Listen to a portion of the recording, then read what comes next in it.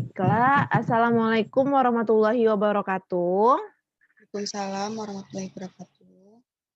Baiklah, di sini kami beranggotakan 5 orang dari kelompok 1 ada Erma Johar, Risa Novalina, Masita, Vika, dan Bella. Yang mana di sini kami akan membahas tentang struktur aktivitas hubungan alkaloid pirolidin. Baiklah, kami sini akan membahas permasalahan satu persatu yang dimulai dari permasalahan saya, yaitu pada asam amino seperti prolin dan hidroksiprolin juga dianggap sebagai turunan dari pirolidin. Nah, bahan-bahan organik ini dibuat dengan perlakuan 1,4 butadiol dengan amonia di atas katalis oksida. Di antara beberapa penggunaan pirolidin ini, aplikasinya itu sebagai bahan penyusun dalam sintesis senyawa organik kompleks diyakini sebagai yang paling penting. Nah, mengapa senyawa ini bekerja dalam sintesis dan juga penerapannya itu bagaimana? Nah, dari teman-teman ada tidak yang ingin menjawab? Nanti boleh ditambahkan oleh teman-teman yang lain apabila jawabannya dikurang. Siapa ingin menjawab terlebih dahulu? Adakah? Risa, Ma. Nah, ya, boleh Risa, dipersilakan Risa. Baiklah, saya akan mencoba menjawab permasalahan dari Erma. Di sini, senyawa ini digunakan dalam sintesis N-benzoil pirolidin dari benzaldehid. Nah, bahan kimia ini berfungsi sebagai katalisator dalam proses sintesis N-sulfinil aldiminase dari senyawa sulfonamida dan karbonil. Dan ini juga diterapkan untuk aktivasi aldehida dan keton. Nah, dalam industri pangan, zat ini sering digunakan sebagai penyedap rasa. Nah, sekian jawaban dari saya. Terima kasih. Baik, terima kasih untuk Risa. Namun, menurut Erma jawaban Risa terlalu singkat dan belum mengena dari jawaban yang Erma inginkan. Adakah teman-teman yang lain ingin menambahkan dari jawaban Risa tadi? Bella coba menambahkan Erma. Siapa? Bella atau Tata, dipersilakan siapa? Oke, baiklah, tadi siapa yang ingin menjawab, dipersilakan, boleh teman-teman siapa yang ingin menambahkan? Bella, Ma. Ya, boleh, Bella dipersilakan.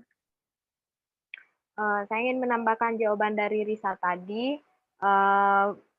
Benar jawaban Risa tadi. Nah, di dalam industri farmasi itu dihargai karena sifat antiinflamasi dan hepatoprotektif dari si bahan tadi. Nah, toko bahan kimia yang andal Groomer dengan bangga menawarkan pirolidin dengan harga bersaing. Dan juga sehingga bisa mudah kita temukan di laboratorium atau secara online.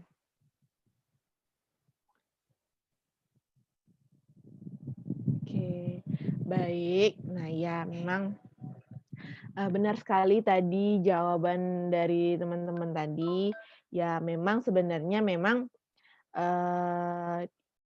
ini nih juga karena sifat-sifat antiinflamasinya dan hepatoprotektifnya yang biasa memang pada toko bahan kimia yang andal Brummer ini dengan bangga menawarkan pirolidinnya dengan harga yang bersaing. Nah, maka itu juga memang banyak digunakan penerapannya juga. Namun juga selain itu dalam sintesis N-benzoid pirolidin ini dalam benzaldehid, bahan kimia ini berfungsi sebagai katalisator untuk proses sintesis N-sulfinil aldimin pada senyawa sulfamida karbonil seperti itu. Baiklah. Terima kasih untuk teman-teman yang telah menjawab. Kita lanjutkan pada permasalahan berikutnya, yaitu permasalahan Risa Novalina. Kepada Risa kami persilakan. Baiklah, lanjut kepada permasalahan saya di sini.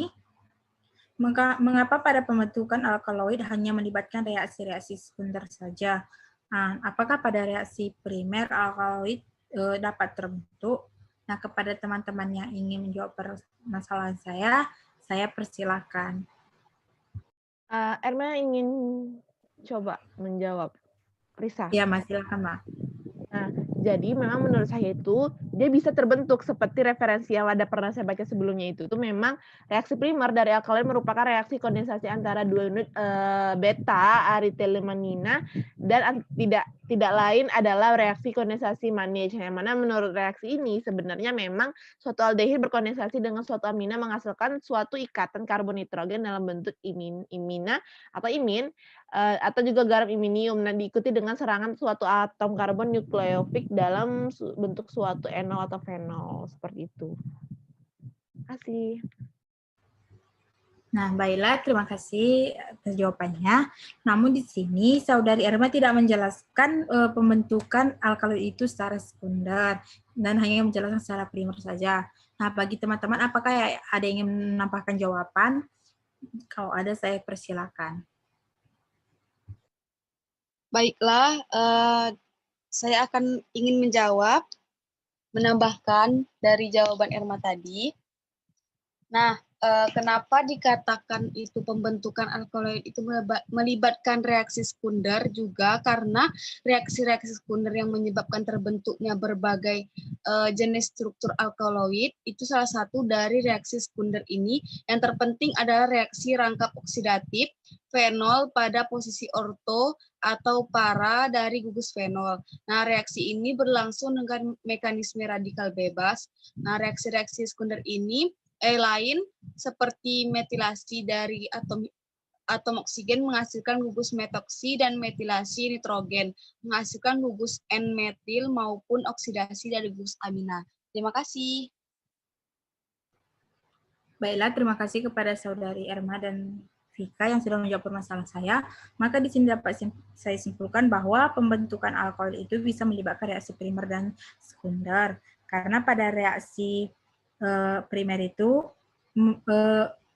primer dari alkohol itu merupakan reaksi kondensasi antara dua unit beta aryletilamina yang tidak lain adalah reaksi kondensasi Mannix. Nah, dan pada reaksi sekunder itu menyebabkan terbentuknya berbagai jenis struktur alkaloida. Nah, salah satu dari reaksi sekunder ini yang terpenting adalah reaksi rangkap oksidatif fenol pada posisi orto atau para dari gugus fenol. Nah, sekian kesimpulan dari permasalahan saya kembali kepada moderator. Terima kasih. Wah, bagus sekali memang permasalahan dari Risa ini. Kita lanjutkan pada permasalahan berikutnya yaitu, bentar. Nah, permasalahan Masita. Kepada Masita, Erma persilakan. Baiklah, di sini permasalahan saya itu kan pada materi alkaloid pirolidin itu terdapat arti dan kegunaannya. Nah, pada alkaloid pirolidin sendiri terdapat sebuah kandungan di dalamnya. Nah, bagaimanakah kandungan yang terdapat di alkaloid pirolidin itu dan sebutkan asal pirolidin tersebut? Terima kasih, saya kembalikan kepada moderator. Bagi teman-teman yang ingin menjawab permasalahan saya, dipersilakan.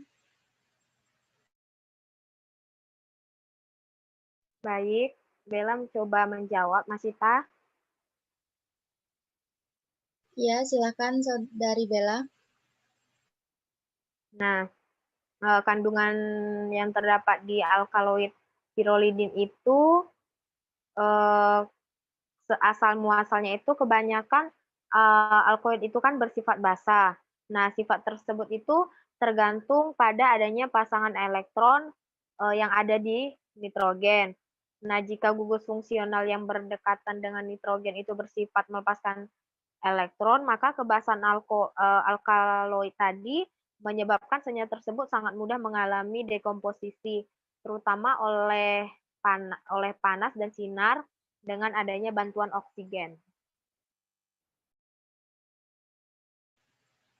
Baiklah, dari jawaban Saudari Bella ini, menurut saya kurang lengkap dan belum mengena atas pertanyaan saya. Apakah teman-teman ada yang ingin menambahkan jawabannya? Erma ingin mencoba menjawabnya, Masita. Baik, silakan Saudari Erma. Nah, jadi memang kebanyakan alkohol itu bersifat basa. Sifat tersebut bergantung pada adanya pasangan elektron pada nitrogen. Nah, kebasan alkohol itu menyebabkan senyawa tersebut sangat mudah mengalami dekomposisi, terutama oleh panas dan dinginnya atau sinarnya matahari dengan daya oksigen. Nah, pirolidin ini adalah basah. Nah, kebasahan inilah yang menjadi ciri khas dari dialkil amina lainnya. Sehubungan dengan banyak amina sekunder, pirolidin ini berbeda. karena kekompakannya akibat dari struktur sikliknya. Pirolidin digunakan sebagai bahan penyusun biasanya dalam kehidupan sehari-hari dan sintesis senyawa organik yang lebih kompleks. Seperti itu. Terima kasih. Baiklah, terima kasih atas jawaban dari Saudari Bella dan Saudari Erma Johar. Maka dapat saya simpulkan, alkaloid itu bersifat basan, dan kebasan alkaloid itu menyebabkan senyawa tersebut sangat mudah mengalami dekomposisi terutama oleh panas dan sinar dengan adanya oksigen. Nah, kebasaan khas dari dialkil amina lainnya itu contohnya. Nah, sehubung dengan banyaknya amina sekunder, pirolidin berbeda karena kekompakannya akibat dari struktur sikliknya. Terima kasih, saya kembalikan kepada moderator. Baik, baik. Terima kasih Mas Sita atas permasalahannya. Kita lanjut pada permasalahan berikutnya, Vika. Baik, kepada Vika, Erma persilakan Vika.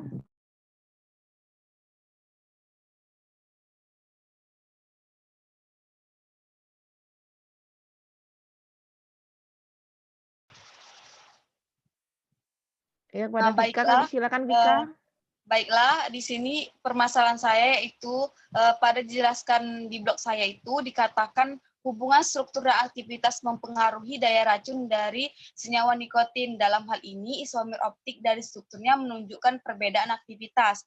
Pengaruh nitrogen sangat mempengaruhi aktivitas dari nikotin tersebut. Nah, lalu bagaimana apabila senyawa nitrogen tersebut diganti? Maka kadar racun dalam nikotin akan berkurang atau semakin bertambah.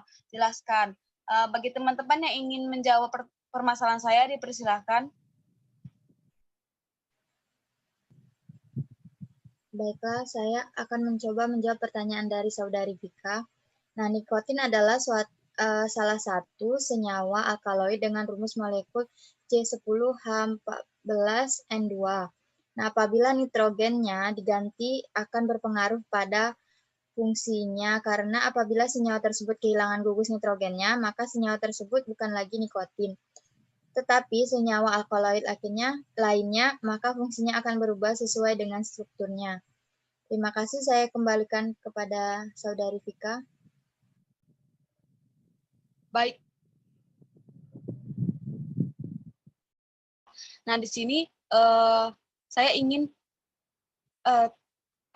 jawabannya sudah kurang mengena dengan apa yang saya permasalahkan. Bagi teman-teman yang ingin menjawab lebih lengkap lagi, saya persilahkan. Baiklah, saya akan mencoba menambahkan jawaban dari pertanyaan Saudara Vika. Nah, di sini tadi Saudara Vika bertanya, apabila senyawa nitrogen tersebut diganti, apakah kadar racun dalam nikotin itu akan berkurang atau bertambah? Nah, jadi kita ketahui bahwa nikotin itu merupakan senyawa organik alkaloid yang umumnya terdiri dari karbon, hidrogen, nitrogen, dan terkadang juga oksigen. Nah, senyawa kimia alkaloid ini memiliki efek kuat dan bersifat stimulan terhadap tubuh manusia. Jadi apabila ikatan N-nya diganti, maka senyawa tersebut bukan menjadi nikotin. Karena seperti yang kita ketahui itu, bahwa alkaloid nikotin itu mengalami proses metabolisme, yaitu suatu proses di mana nikotin mengalami perubahan struktur karena adanya senyawa-senyawa kimia di sekitarnya. Nah, meskipun strukturnya itu berubah, tapi ikatannya itu tetap ada. Nah, karena itu merupakan ciri khas senyawa alkaloid, yaitu ciri-cirinya itu ada senyawa organik yang bersifat basah, cincinnya itu heterosiklik, dan itu berbentuk kristal dan tidak berwarna, tidak berbau, dan rasanya itu pahit. Nah, bentuk garamnya itu juga mudah larut dalam air, dan bentuk asamnya itu sukar larut dalam air. Sekian jawaban dari saya. Terima kasih. Baiklah, terima kasih kepada Saudari Risa atas jawabannya. Jadi di sini dapat saya simpulkan bahwa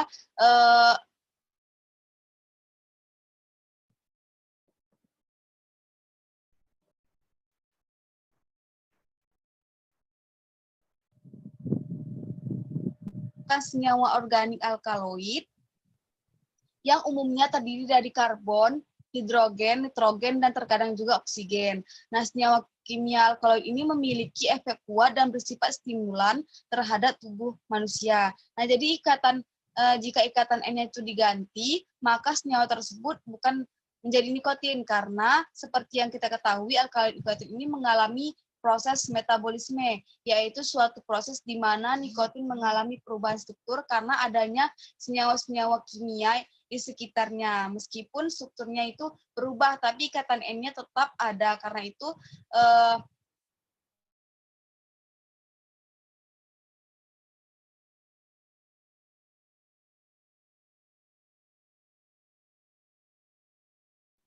Vika? Sebentar, kita tunggu respon dari Vika. Mungkin Vikanya terkeluar. Apakah ya masih ada Vikanya? Vika? Oke. Tadi juga sudah disimpulkan oleh Vika. Kita lanjutkan pada permasalahan berikutnya, yaitu permasalahan dari Bella Veronica. Pada Bella, kalian persilakan. Baiklah, berikut ini permasalahan saya. Dinyatakan bahwa pada alkaloid itu memiliki sifat basa. Nah, apakah pengaruh sifat basa yang dimiliki dari si alkaloid ini? Apakah ada teman-teman yang ingin menjawabnya?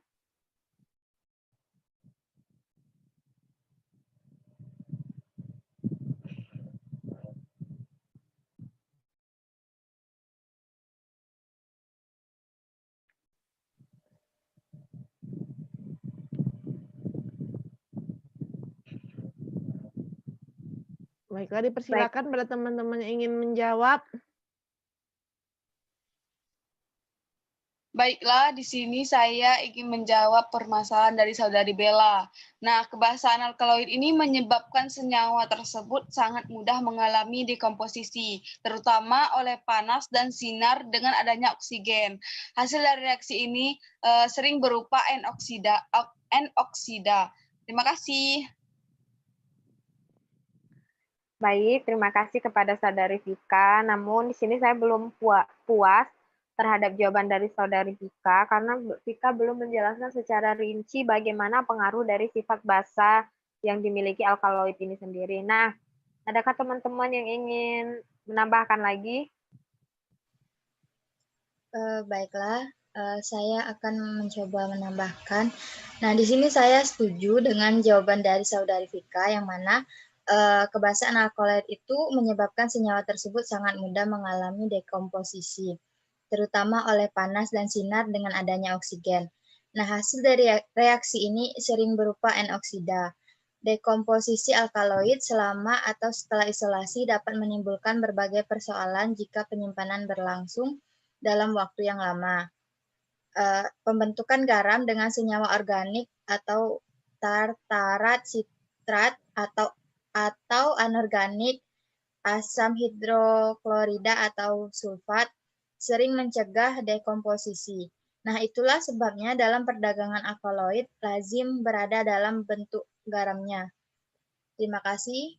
Saya kembalikan kepada saudari Bella. Baik, terima kasih kepada Vika dan juga Mas Cita yang sudah menjawab permasalahan saya.